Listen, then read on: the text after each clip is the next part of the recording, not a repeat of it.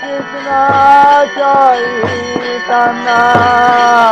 Prabhu Nityananda Jayapataka Swami Maharaj. Following is a lecture given by His Holiness Jayapataka Swami on December 31st, 1984. The class begins with a reading from the Sri Caitanya Caritāmṛta, Madhya Līlā, Chapter 19, texts 20 through 27.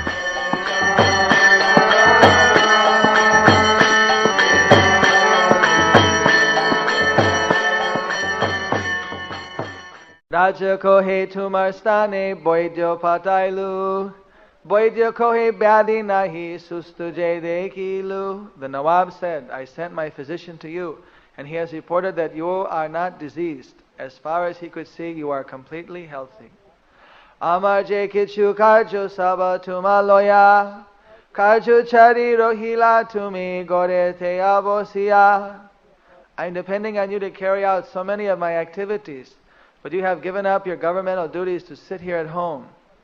Mor jato karjo kamo saba koilo nash, ki tumara hidaye ache koho mora pas. You have spoiled all my activities. What is your intention? Please tell me frankly. Sanatan kohe nahi ama hoite kam, aro akjan diya koro samadan. Sanatan Goswami replied, you can no longer expect any service from me. Please arrange for someone else to tend to the management. Tabe kruda hoya raja kohe arobar, tumar boro bhaya kore dasu babohar. Becoming angry with Sanatan Goswami, the Nawab said, your elder brother is acting just like a plunderer. Jiva bohu mari koilo, chakla sabonash, eta tumi koila mor sarvo karjonash. By killing many living entities, your elder brother has destroyed all Bengal. Now here you are destroying all my plans. Sanatana kohe tumi swatantra goreshwar, jai jai dosha kore dehotarfa. Sanatan Goswami said, you are the supreme ruler of Bengal and are completely independent. Whenever someone commits a fault, you punish him accordingly. Ato suni goreshwara uti ghore gela, palaibo boli sanatanere bandila. Hearing this, the Nawab of Bengal stood up and returned to his home. He ordered the arrest of Sanatan Goswami so that he would not be able to leave. Purport. It is said that the relationship between the Nawab of Bengal and Sanatan Goswami was very intimate. The Nawab used to consider Sanatan Goswami his younger brother, and when Sanatan Goswami showed a very strong intention to resign, the Nawab, feeling familial affection, essentially said, I am your elder brother, but I do not look after the state management. My only business is attacking other states with my soldiers and fighting everywhere as a plunderer. Because I am a meat-eater, Yavana, I am used to hunting all kinds of living beings. In this way I am destroying all kinds of living entities in Bengal. While engaged in this destructive business, I am hoping that you will tend to the administration of the state. Since I, your elder brother, am engaged in such a destructive business, you being my younger brother should look after the state management. If you do not, how will things continue? This talk was based on family relationship, and Sanatan Goswami also replied in an intimate and joking way. Essentially told the Nawab, my dear brother, you are the independent ruler of Bengal. You can act in whatever way you like, and if someone commits fault, you can punish him accordingly. In other words, Sanatan Goswami was saying that since the Nawab was accustomed to acting like a plunderer, he should go ahead and take action. Since Sanatana was not showing much enthusiasm in performing his duty, the Nawab should dismiss him from his service. The Nawab could understand the intention of Sanatan Goswami's statement. He therefore left in an angry mood and ordered Sanatan Goswami's arrest. Jai Shri Krishna Caitanya Prabhu Nityananda Shri Advaita Gadadharo Shivasari Gaura Bhakta Vrinda. Hare Krishna, Krishna Krishna, Hare Hare, Hare Ram, Ram Ram, Hare Hare. When so many other devotees are able to acclimatize to the environment in a temple or in an ashram, so that means basically there's no bar for anyone to surrender and to live in an ashram. If there's any difficulty, it's due to some personal deficiencies on the part of that individual in general. But sometimes a person is not totally ready to take that degree of surrender. Just like before one would try to swim in deep water, one would first practice swimming in shallow water. So before one is able to take on a large degree of surrender, one should practice building up one's service attitude, one's tolerance, one's determination. Abruptly, sometimes if we try to change our environment, our mind is not able to adapt to that sudden change. Some people are more flexible than others.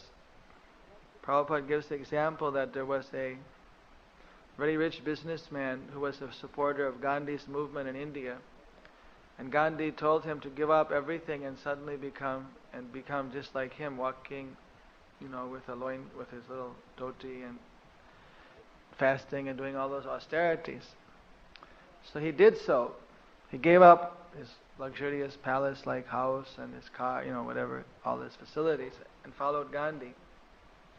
And within 1 year he died. Is that it was such an abrupt change for him to change his environment that his nervous system or his body or whatever, it couldn't adapt to it. So he died.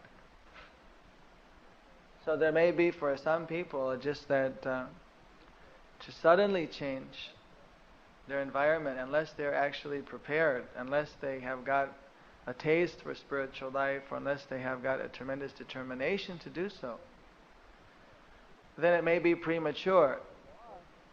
Now there's no loss even if they enter into a temple and leave, because whatever service they do, that's also to their credit. The problem is that by leaving, they may lose a certain amount of their enthusiasm or self-confidence. Actually, there's no loss. They shouldn't feel any type of loss in trying, because at least they tried, and that's to their credit. Rather, a person should be then determined, just like if someone's trying to reach some type of athletic goal. If they're not able to cross over the high jump, well, they practice jumping more and more until finally they get up to the requisite height. It's kind of a very crude example, but in a more just introspective way, if we see, well, where are my shortcomings? What are the reasons why I wasn't able to surrender in the association of devotees? Where is my false ego? Need to be trimmed down to size more. And we should work on purifying ourselves, taking as much association as possible, advancing in Krishna consciousness as much as possible in the association of devotees. And in this way we can bring ourselves into a better situation. In a more ideal position for advancing in Krishna consciousness. We shouldn't lose our determination. We shouldn't in any way feel that because I tried and wasn't able to at the first or second or whatever attempt to achieve success, well then I should somehow lose heart. Because we're in the material world since millions of births, and making a couple attempts, it's not that the first attempt one is immediately able to receive. If you study the lives of great sages like Vishwamitra, he's tried so many times, again and again, and he would make a mistake, fall down, again he'd start up, just trying to become a great rishi when he was born in a Kshatriya family. What to speak of someone born in a Javanam Letsha culture trying to become a pure devotee of Krishna? There may be so many stumbles, just like children when they're walking, they learn to stumble. I mean, they fall down, but they go on trying, eventually they learn to walk and talk. So similarly, in our spiritual advancement, we shouldn't lose heart, even if over a period of several years we had different difficulties. But we should be determined to cling to the lotus feet of Lord Chaitanya and Nityananda, knowing that as long as we can cling to their lotus feet, they will deliver us. It's more glorious to continue trying to make advancement than just becoming frustrated and thinking, well, there's no hope.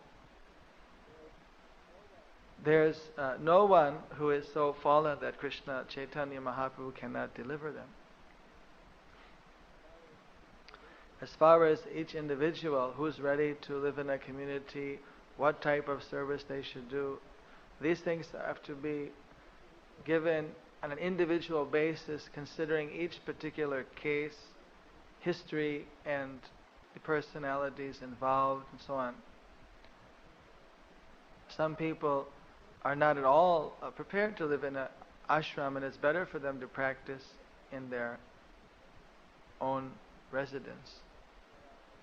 Some people are overdue and they should move in and they should live in a direct association with the devotees, and that will be the best thing for their spiritual advancement. So these questions are normally dealt with by the spiritual leaders on an individual basis.